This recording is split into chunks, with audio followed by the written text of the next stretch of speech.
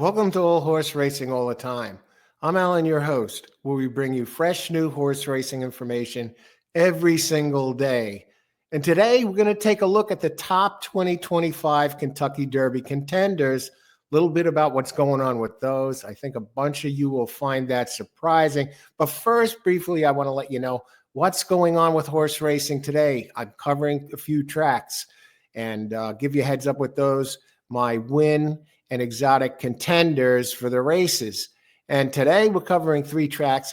First, I want to give a shout out to the new channel members who have joined All Horse Racing All the Time. Trail Mix, Donna Clivia, Antonio Medina, John Vargas, John Alwell, and Roger Fajardo. Thank you for your support. Much appreciated here on Horse Racing All the Time. We got something special for you members today with the selections.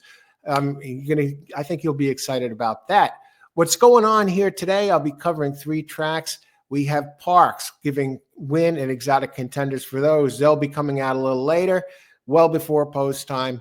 Been looking over these cards since early this morning. Parks, there's two stakes races there today. Mahoning Valley, they seem to have gotten things back in gear after all the bad weather.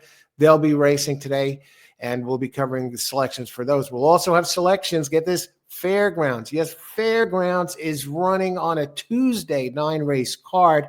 We'll be getting selections there. And for members, get this, I'm going to be putting out my plays for the 9 races. That's on top of these selections. The selections for Fairgrounds will be out there. But for members, you will be getting a special show out there where I give selections, my exotic selections, actual plays for every single race on the Fairgrounds cards. And you're not going to want to miss that. And I know the members out there who were out there and part of it. I've heard the comments. I've got feedback from a youth selection show for members only. Last Saturday, I'll tell you what, we were on fire over there with the selections. Membership is $4.99 a month or 16.4 cents a day. Use those selections last Saturday, paid for the membership for the next 5-10 years or more. We were on fire with the selections. So think about 16.4 cents a day. Click on the join button and get the details for that if you're interested. Okay, and thank you again, new members and all members, for your support. Bring you above and beyond here on top of everything else from the channel. Thank you. Okay, what's going on with this Kentucky Derby? Let's bring this up. I think you're going to be a little surprised about this. The new latest contenders, these lists of top contenders change weekly now.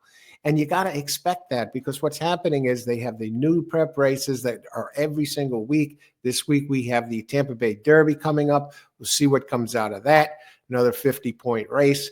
But we got to change. It's juggled around again. Let's bring it up. Now, these are the top contenders for Horse Racing Nation, and they have their finger on the pulse. And there's been some shifts around. So let's just look at that. We're not going to look at all of these, but we'll look at the ones that stand out. Citizen Bull, yeah, that's the top selection right now. The big one from Bob Baffert. Barnes, the other one, his baby, $3.2 million baby, dropped down to 10th on the list. Okay, did finish second to Journalism in that race impressively. Now Journalism shoots up the board to number 3rd. Barnes all the way down to 10th. So Citizen Bull on top. What's up for Citizen Bull? He's pointing at the Santa Anita Derby, the G1, and that's a 100-point race. Journalism, he'll be in the same race. This time he won't be facing Barnes, but he's pointing at the Santa Anita Derby. So that should be a very telling Kentucky Derby prep race because the Journalism has become the sexy horse. A lot of the top analysts out there are now saying that's my Derby horse. And a lot of people have jumped on his bandwagon. It changes it. It's so quick. It's very exciting, this road to the Kentucky Derby. So now Journalism and Citizen Bull square off.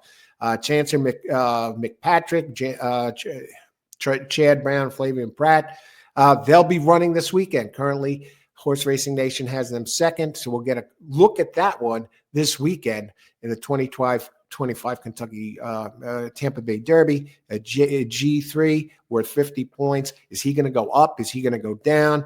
We'll have to see from there. And the one I find very interesting is the D. Wayne Lucas entry who comes out of the Sunland Derby. He is second right now. He has 10 Derby points, and you figure 40 points. Last year, 37 was the cutoff point, the top 20. And then if any of those scratch out, then they go down in order. The next one jumps in as far as the points go. Caldera has 10. So you figure 37 is the cutoff, and 25 points to second, 50 for okay, his next race is they're pointing at the Jeff Ruby Stakes, a G3, but that is a 100-point race. He's ranked fourth, put on a hell of a show there in his last race at the Sunland State Derby, finishing second in that race to Baffert. But what got me, it was a photo finish. And from the looks of the camera angles, I thought he actually got first place in that race. But he's coming back with 10 points. He finishes first or second in the Jeff Ruby Stakes. Suddenly, he can turn around for D. Wayne Lucas and pick up the 50 or 100 points if he wins. He looked damn strong in that race, in that Sunland Derby. He will qualify if he finishes first, second, and possibly third, gets some 25 points, and 35. Maybe it's enough this year. We'll have to keep an eye on those points. So watch him. Number 6, Poster, moving up the ladder. Suddenly number 6. I got a 10 spot on Poster. And my friend and Sopranos actor, Robert Finero, he's also on Poster. And that was his horse right away, right from the get-go. And the more I looked at that horse and his running style and what's been happening over there, he did win the Remsen over at Aqueduct, and his next race is going to be the Wood Memorial, a G2 at Aqueduct again, where third place or better will definitely qualify him for the Derby. So keep an eye on that one. Poster moves up to number 6. As far as the others go, Coal Battle, the winner of the Rebel Stakes, is now 9th. I don't agree with that at all. Nice horse, a fan favorite, the little guy that could, a little engine that could, whatever. You go down any others here that are really jumping out before we wrap this up. One Time the Big Horse, how quickly things change. East Avenue, now down to 18th. He was just as high as 3rd recently. Very bad outing. This one hasn't really shown that he can get the distance yet. He runs really quick in sprints, but at route, mile or more, hasn't shown me anything. Captain Cook, my other Derby future bet. I got a 10 spot on him. He's ranked 19th. He'll be facing off with Poster in that Wood Memorial. And we go down Speed King, disappointing effort in the Rebel that didn't grab the lead. And that's where his bread and butter is at. He's out there.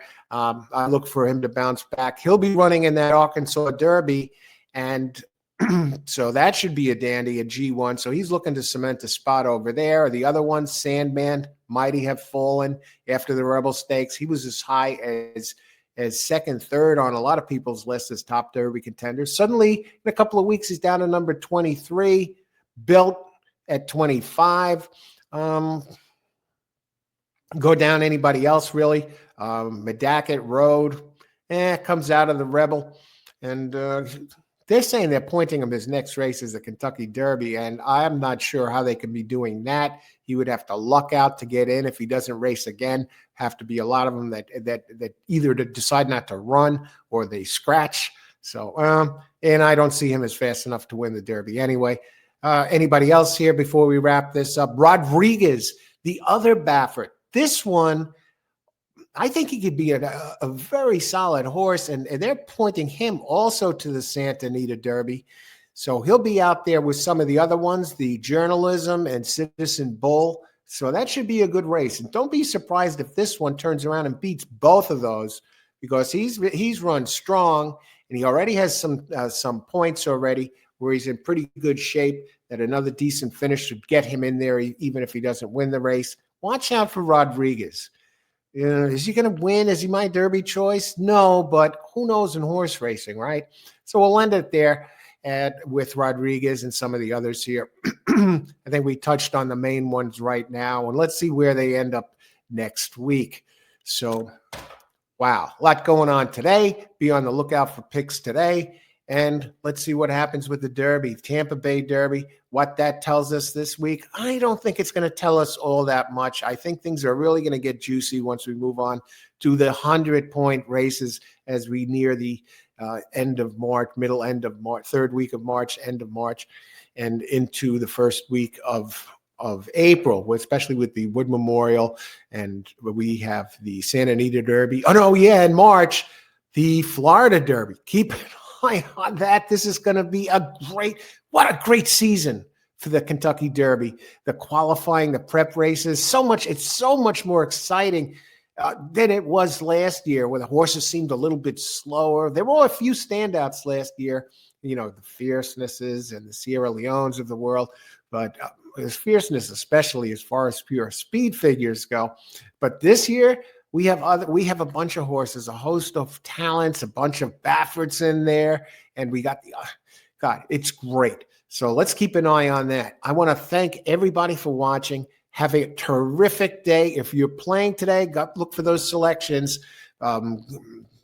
Parks, Mahoning, Fairgrounds this afternoon. And for your members, Fairgrounds selected my plays for all exotic plays for all 9 of those races. So may the horse be with you. Best of luck today and win big.